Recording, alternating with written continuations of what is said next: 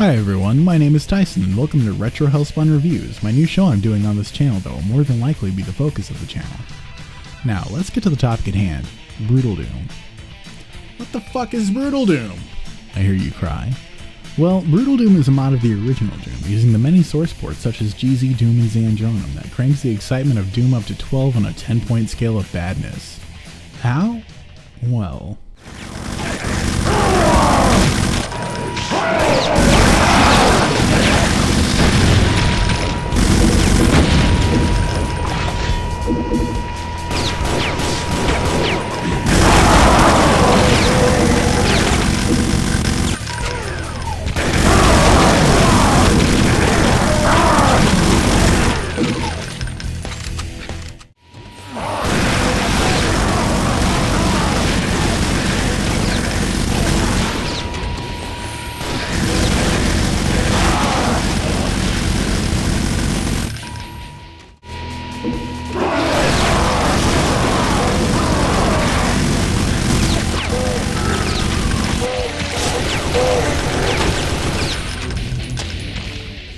That's how.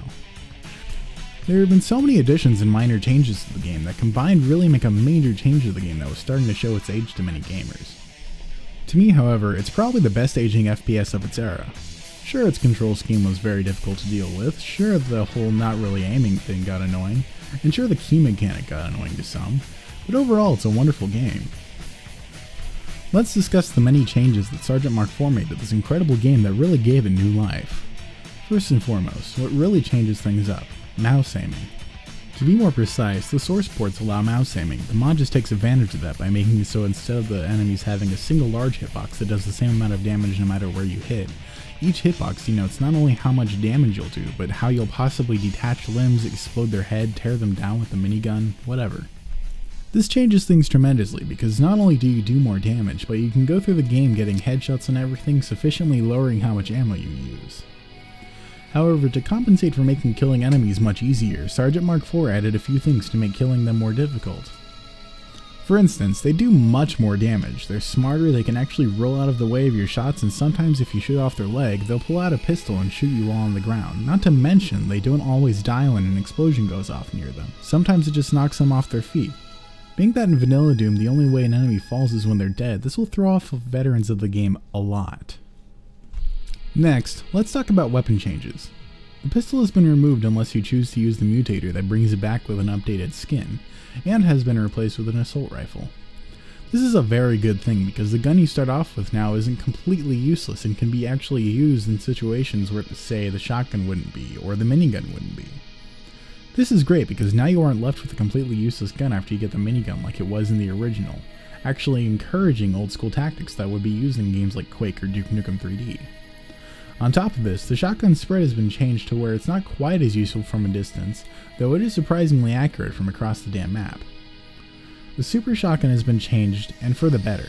It still looks relatively identical, only now you can shoot one barrel at a time, leaving room for the player to think tactically.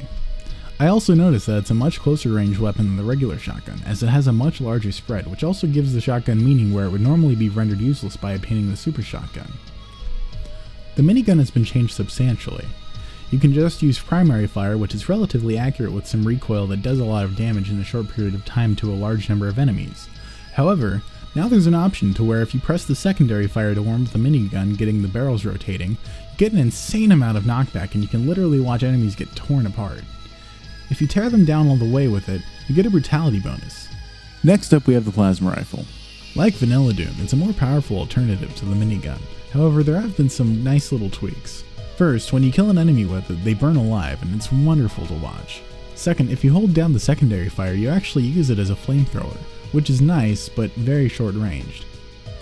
I haven't noticed anything about the rocket launcher other than it does more damage. The BFG has been changed, but only slightly. The charging looks a lot more cool, the ball it shoots is a lot nicer looking, and the explosion is way larger. Last but not least for existing weapons, there's the SMG that's in the Secret Wolfenstein level of Doom 2. It got a graphical improvement and allows for aiming down the sights. Not much else has changed except for maybe a higher firing rate. I honestly wouldn't know, I didn't play Doom 2 that much as a kid. Not only are there changes to already existing weapons, Sergeant Mark IV even added new weapons like the Mancubus Fireball Launcher and the Revenant's Missile Launcher. I can only assume you have to take a chainsaw to the corpse to obtain these special weapons.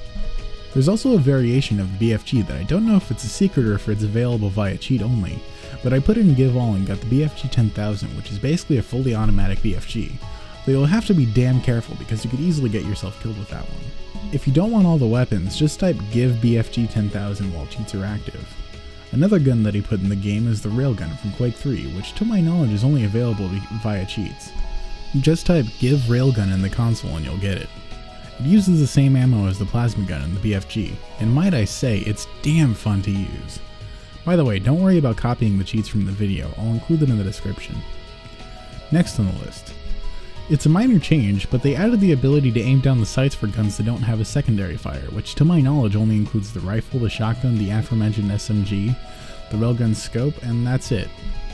This is mainly a change to add a slight zoom when aiming at enemies from a distance, but unlike modern shooters, your accuracy doesn't go down when you're firing from the hip, and I'm incredibly grateful that Sergeant Mark IV didn't do that.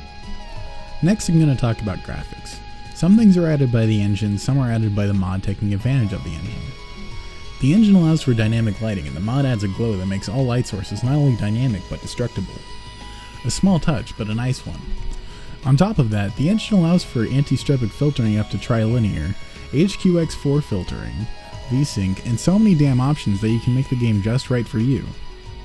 Please note that in order to get the best performance with the filtering and other quality options on, that you need a computer that's at least somewhere between lower to mid-end PC, closer to mid. Also note that that's based on my experiences with my last and current computer, so if it's not entirely accurate then I'm sorry. You can turn down the settings to work on your computer. I had a way low-end computer that had at least 7-year-old hardware and it still ran okay with around 30 FPS when everything was configured properly and there wasn't too much action like a bunch of lights or explosions. I couldn't record with fraps, but hey, it ran. Next thing, what the fans of the mod have been waiting for me to talk about. The Rip and Tear mode. Yes, when you get the Demon Strength or Berserk mode, you go into Rip and Tear mode, which gives you the ability to do fatalities, which I actually found out while looking up a cheat that the Rip and Tear mode, every difficulty after Ultraviolence, Doomguy's dialogue, as well as the whole mod were inspired by the 90s Doom comic that I didn't even know existed until then. Which then prompted me to read the hilariously horrible yet awesome thing and do some rewrites to make some more relevant jokes.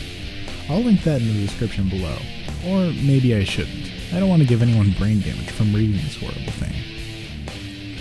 Anyway, as I said, the Rip and Tear mode is where you do fatalities featuring the player, well, ripping and tearing the enemies apart, and damn is it fun. Be warned though, if you get too close for too long, the enemies will just as easily rip you in half and eat you whole or just beat your brains out. Literally. I think the most difficult enemy to try and do a fatality on if they're at full health is the Cacodemon. Every time I try to just solely beat the crap out of them, they eat me alive. A feature that in my personal opinion is kind of gimmicky but nonetheless cool are the allied AI that you can find across the map, so long as you're playing with the original maps. There are Green Marines tied to pikes, and as far as I can tell, the only way to untie them is by kicking them. They're cool because they're actually pretty damn helpful and can do all the work for you if you're low on health, or if you just want to watch the carnage. A small yet surprisingly satisfying feature that I briefly mentioned earlier is the brutality bonus. When an enemy is left helpless, say with a limb blown off, leaving them crying in pain on the ground, you have a chance to get a brutality bonus by kicking their head into a splash of brains and skull. There are several other ways of getting brutality bonuses, for instance shooting a Cacodemon bit by bit until they're a pile of mush, shooting every limb off a zombie sergeant, the list goes on for a while.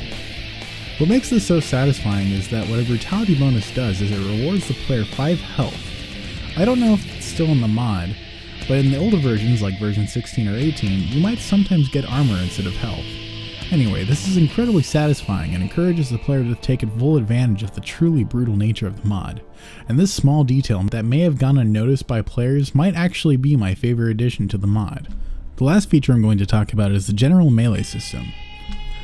Most FPS games that include a melee system are good games, but the melee is mainly a last resort kind of thing where you only have one attack and it either kills an enemy, stuns the enemy, or just hurts them, which in succession could kill them but is generally a very risky way to go about things. Take Halo for instance. You only have one melee attack. In front it does a set amount of damage and back it kills everything except for hunters. In this game, it's actually pretty goddamn fun. You can do a bunch of different combos like left left right, left left kick, or left right left, and so on. The left punch is a light punch, the right is a heavy punch that you can actually keep held down to basically do a wind-up. The kick is like the Duke Nukem kick unless you're using it in a combo, or doing an aerial kick which basically makes it like a kung fu kick. Similar to the whole fatality thing, sometimes when you attack an enemy from behind with a punch, you'll snap their neck. In the previous versions it was a constant that you'd always do it from behind as long as the enemy wasn't too powerful. In this version it's a bit inconsistent. This could be seen as a shitty thing to some gamers, but I see it as a great thing because it's realistic. Not every time you go to kill someone from behind will you get a drop on them. Sure, it's a bit annoying, but you get used to just trying to beat the crap out of them if you're behind them. Sometimes you just snap their necks, sometimes you beat them to a pulp. That's another thing I love about the melee system. Just like the rest of the game, it's absolutely brutal. Honestly, if I don't have a minigun or ammo for it, I'll just go fisticuffs if I'm taking on a pinky, even on black metal difficulty, which is my most played difficulty, but that's only for the first episode of Doom 1. Anything past that and I need to tone it down a couple levels. The only reason for that is that as a kid, I never actually beat the full game. I only beat the first 2-ish episodes of Doom 1, and sometimes I just messed around with Doom 2. Honestly, I know the first episode so well that I could run through it without even trying because I used to play that particular episode religiously, even doing speedruns before I knew what speedruns were. Anyway, that's enough off-topic rambling, on to the soundtrack. There's an optional soundtrack that's featured in the download section of the mod on the ModDB page, and it's just damn cool. It's a full-on metal remake of the soundtracks, including Doom 1 and 2. By the way, did I mention that the mod is fully compatible with all official Doom mods? It's very compatible with a lot of other mods as well. Hell, just go check out a couple of my other videos on my channel, like my Brutal Visor PlayStation Doom video I made as a joke video in anticipation for the now released Brutal Doom version 19. I'm done with my shameless plug now. Despite all the great things that Brutal Doom has to offer, there are a few things that are a bit problematic and sometimes infuriating about the mod. First of all, there's a bug that I found that makes it so that every so often when I do a jump kick, sometimes just a regular kick, I explode and die for no apparent reason and I don't even get a death cam. It just does old school Doom death where it just drops the camera. There's another bug I noticed, but it's not really that annoying, it's actually kind of funny. It's just a bug that kept the fatality animation looping between the Baron of Hell and the Imp. I let it go for a minute or two until I didn't want this taking up several gigs on my hard drive. Here's a 15-second lapse of the rest.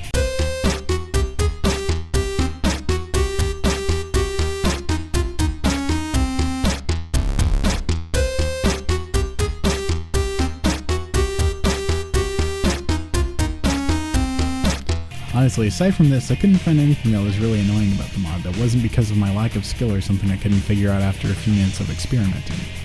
Anyway, I don't think I nearly covered everything in this mod, but honestly, that would probably double, maybe even triple the length of this video, and I don't think anyone wants to sit and listen to my voice for 20 minutes talking about each and every feature of this damn mod, including my nonsensical rambling that goes on for days.